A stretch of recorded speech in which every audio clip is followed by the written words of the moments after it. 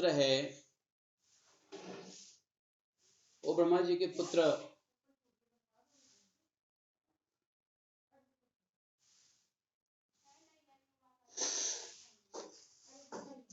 मनु अपनी रानी शत्रुपा के साथ आपको देखने के लिए परसों ही आएंगे।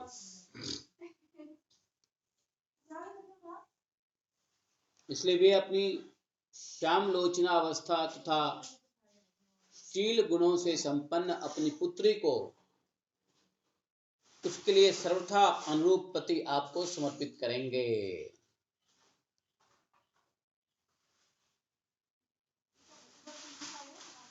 कितने वर्षों अर्थात 10,000 वर्षों तक आपका मन जैसी पत्नी में लगा था, हे ब्राह्मण, वह राजकुमारी अब शीघ्र ही वैसे ही पत्नी बनकर तुम्हारे यथेष्ट सेवा करेगी। जिस 10,000 वर्ष तक आपने जैसी मनचाही पत्नी के लिए व्रत किया, वह अब समय आ गया है, आपको मिलने वाला है।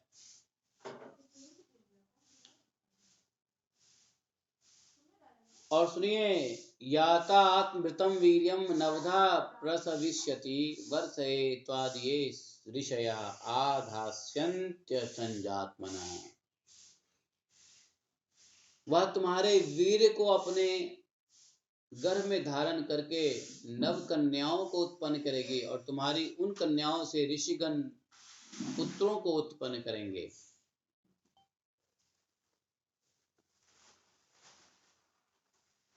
तो 9 कन्याएं उत्पन्न होगी और ये कन्या अन्य ऋषियों से विवाह करके पुत्र उत्पन्न करेंगे। तुम भी मेरी आज्ञा का अच्छी तरीके से पालन करो, शुद्ध चित्त वाले हो जाओ और अपने सभी कर्मों का फल मुझको समर्पित करके मुझको प्राप्त कर लोगे। बाद में जीवों पर दया करके तुम सब संन्यास ग्रहण कर लोगे।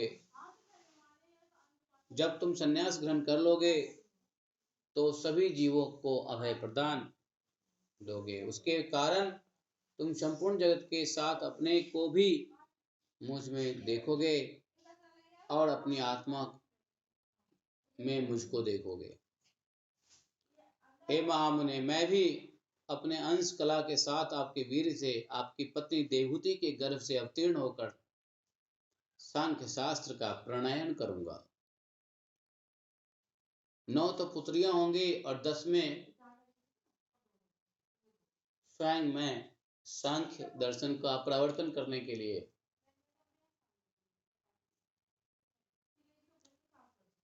आऊंगा।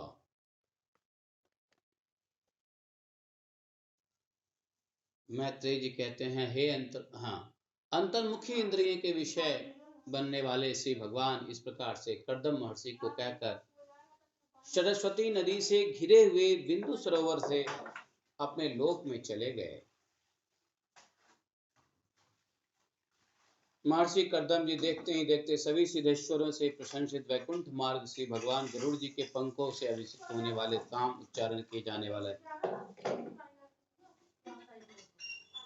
वेद इत्यादि स्तोत्रों को सुनते हुए अपने लोक चले गए।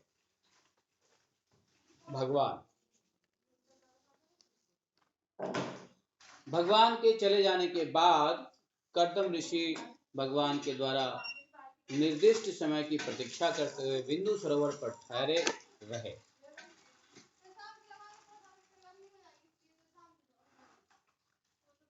भगवान ने कहा था कि परसों आएंगे कौन? मनु अपनी पत्नी के साथ पुत्री को भी लाके ले आएंगे।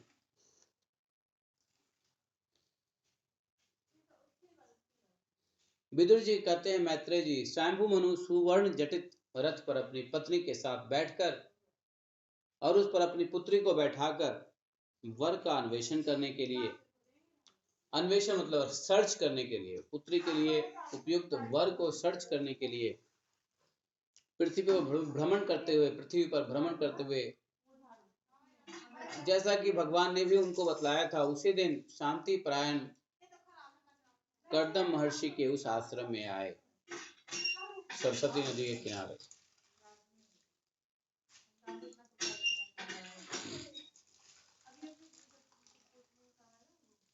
सरस्वती नदी का जल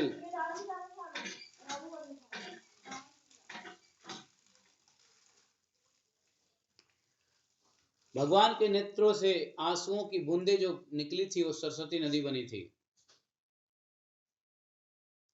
जल से भरा हुआ अत्यंत पवित्र और कल्याणकारी जल वाला तथा महर्षियों के समूह से सेवित वही बिंदु सरोवर में उनका आश्रम था। पवित्र मृगों और पक्षियों की ध्वनि से ध्वनित, पवित्र वृक्षों और लताओं से के समूह से युक्त, सभी ऋषियों के पुष्पों और फलों से संपन्न वह आश्रम वन पंक्ति की शोभा से अच्छा शोभायमान हो रहा था। उस आश्रम में मत पक्षियों का समूह बोल रहा था, मतवाले भंवड़े मंडरा रहे थे, मदमत मयूर अपने पंख को फैलाकर नट की भांति नाच रहे थे, मतवाली कोयले अपनी कुहू कुहू की ध्वनि से एक दूसरे को बुला रही थी। वह आश्रम जहाँ पे बिंदु सरोवर जो आश्रम है कर्दम जी का, वहां पर अनेक प्रकार के पेड़, कदम, चंपा, अशोक, कनंज, बकुल, असन, कुंद, मंदार, कूट आदि फल फूलों के वृक्षों से तथा छोटे छोटे आम के पौधों से बहुत सुंदर अलंकृत था। वह आश्रम जल का बत्तख आदि, जल पर तैरने वाले पंछी, हंस, कुर्र, जलमुर्ग, सारस, चकवा, चकोर नामक पक्षियों की मधुर ध्वनि से गुंजित था। उस आश्रम में काफी अच्छे अच्छे हिरण, शुकर, स्याही, नीलगाय, हाथी, लंगूर, सिंह, वानर, नेवले और कस्तूरी मृग आदि पशुओं से भी वह आश्रम घिरा हुआ था। चारों ओर जंगल थे। आदिराज महाराज मनु उस श्रेष्ठ तीर्थ में अपने पुत्री के साथ प्रवेश करके अग्नि में होम करते हुए कर्दम मुनि को देखा। अपने आश्रम पे बैठे हुए कर्दम मुनि अपना दिनचर्या कर रहे थे, होम इत्यादि का।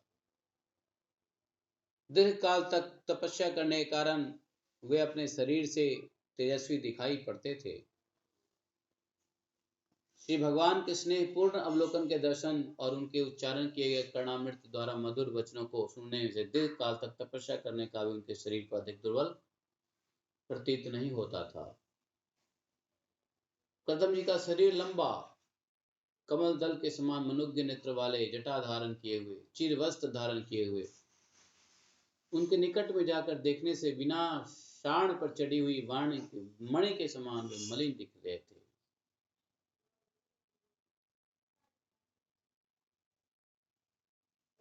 मनु जी ने देखा और झोपड़ी के पास में आकर सामने प्रणाम करते हुए राजा स्वयंभू मनु को महर्षि कर्दम ने आशीर्वाद देकर, आशीर्वाद से प्रसन्न करके उनका आतिथ्य विधि से यथोचित सत्कार किया।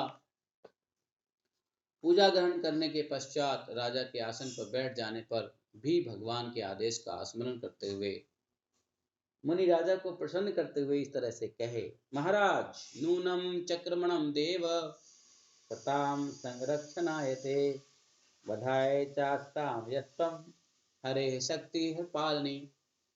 आप श्री हरि की पालन करने वाले शक्ति हैं, इसलिए आपका पर्यटन सत्पुरुषों के संरक्षण के लिए और दुष्टों का वध करने के लिए होता है।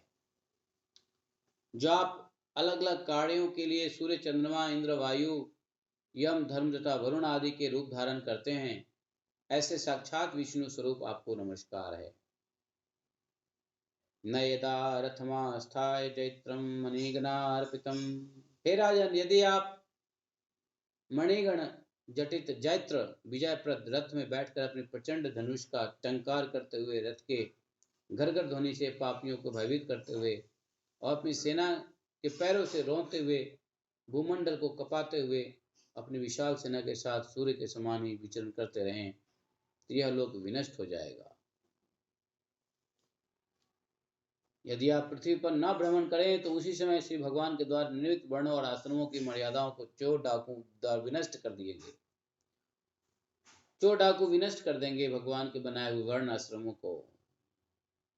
लोलुप तथा निरंकुश मनुष्यों द्वारा अधर्म बढ़ने लग जाएगा।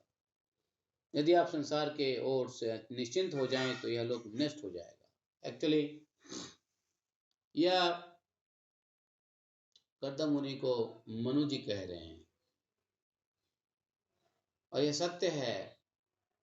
यह पृथ्वी तब तक टिकी हुई है जब तक ऋषि मुनियों का इसके ऊपर कृपा दृष्टि है। ऋषि मुनि ही संरक्षण करते हैं पृथ्वी का।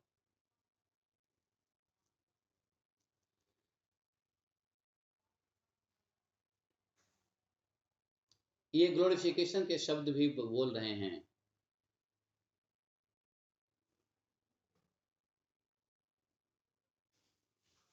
तो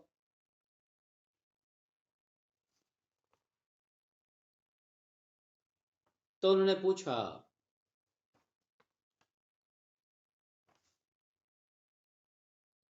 कि आप इस समय आपका आगमन किस प्रयोजन से हुआ है, आपकी क्या आज्ञा है, इसका पालन मैं निष्कपट भाव से करूंगा।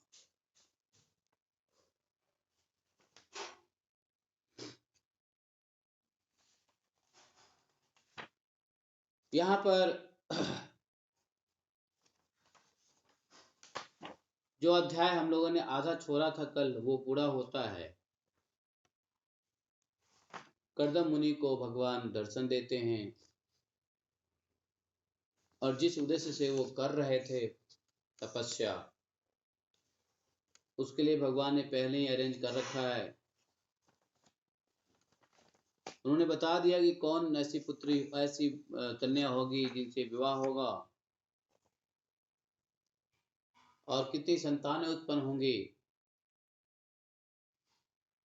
9 कन्याओं के बाद उन्होंने कहा कि मैं स्वयं आऊंगा आपके पुत्र के रूप में।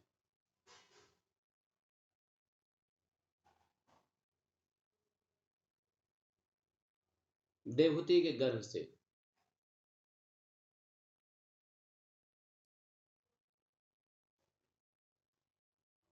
तो ब्रह्मा जी के जो 10 पुत्र थे,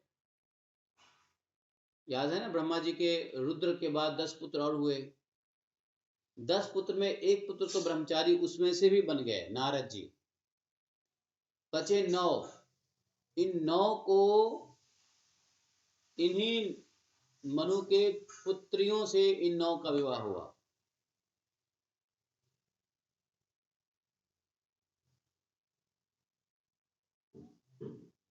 और 10 में स्वयं कपिल जी आए।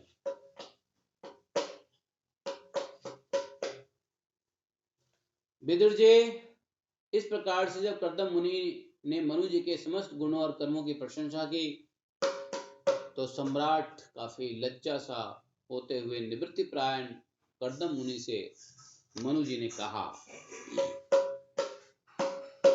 हे वेद मूर्ति ब्रह्मा जी ने अपने वेदमय विग्रह की रक्षा के लिए तपस्या, क्रिया और योग से युक्त तथा विषयों से अनासक्त रहने वाले आप ब्राह्मणों की अपने मुख से सृष्टि किया है।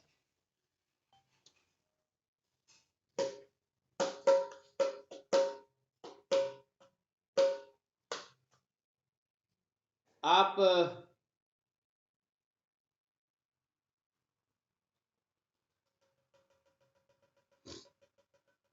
उस 1000 चरण वाले विराट पुरुष ने हम लोगों की ही रक्षा करके हम क्षत्रियों को अपनी हजारों भुजाओं से उत्पन्न किया है। इसलिए ब्राह्मण को उनका हृदय और क्षत्रियों विराट पुरुष का शरीर कहा जाता है।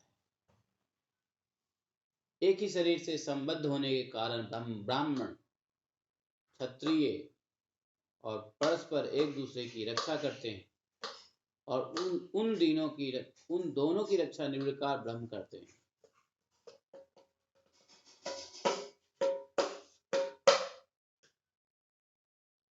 जो सदात्मक अर्थात कार्य कारण रूप हैं। आपके दर्शन से ही मेरे संशय नष्ट हो गए, क्योंकि आप स्वयं रक्षा करने की इच्छा वाले मेरी प्रशंसा के माध्यम से धर्म का वर्णन किया है।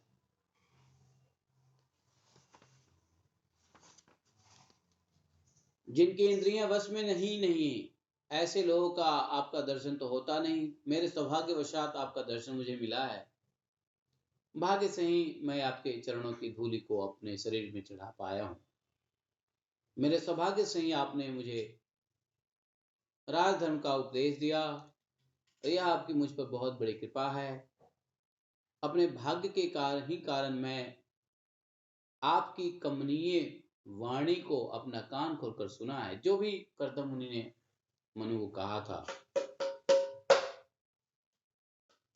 हे मुनि, कृपा करके अपनी पुत्री के स्नेह के कारण चिंताग्रस्त मुझ दीन की बात को आप सुनिए। जब से इसने नारद जी के मुख से आपके शील, विद्या, रूप, अवस्था आदि गुणों को सुना है, तब से इसने आपको ही अपना पति मान के बैठा हुआ है। अपनी पुत्री के बारे में कह रहे हैं। इसलिए हे ब्राह्मण वर्य, मेरे द्वारा श्रद्धा पूर्वक आपको समर्पित जो आपके सभी ग्रह उचित कार्यों के लिए सर्वथा अनुकूल है, आप हमारी पुत्री देवहूति को स्वीकार करें। स्वतः स्वयं भोग्य पदार्थ का परित्याग करना विरक्त पुरुष के लिए भी अच्छा नहीं माना जाता है। मनु जी क्या कह रहे हैं मालूम है? उद्यतस्य हि कामस्य प्रतिवादो न शस्यते अपि निर्मुक्त संज्ञस्य कामरक्तस्य किं पुनः। मनु ने बहुत अच्छी बात यहाँ कही है, हम लोग को समझना चाहिए। मनु जी ने कहा कि यदि भोग पदार्थ की प्राप्ति स्वतः हो जाए, तो अगर पुरुष विरक्त भी है तो उसका त्याग करना अच्छा नहीं माना जाता। तो फिर जो विषय आसक्त पुरुष हैं उसकी बात ही क्या कहना है, समझे? मनु जी ने कहा कि यदि स्वतः अपने आप बिना परिश्रम किए हुए अगर भोग्य पदार्थ की प्राप्ति होती है, तो विरक्त पुरुष को भी उसको स्वीकार कर लेना चाहिए।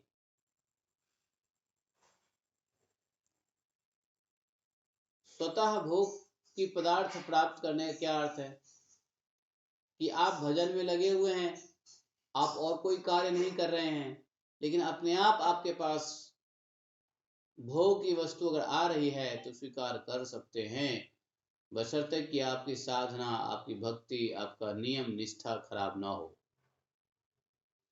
अपनी साधना, भजन, नियम निष्ठा को खराब नहीं हो और तब भी स्वतः प्राप्त हो भोग्य वस्तु, तो उसको स्वीकार कर लेना चाहिए। और जो विषय भोगी है वो तो स्वतः नहीं आता है, फिर भी मेहनत करता है। तो किसी भोग की वस्तु को प्राप्त करने के लिए मेहनत करना बेवकूफी है। जबकि बुद्धिमानी यह है कि भगवान की भजन करें, भगवान की सेवा पूजा करें।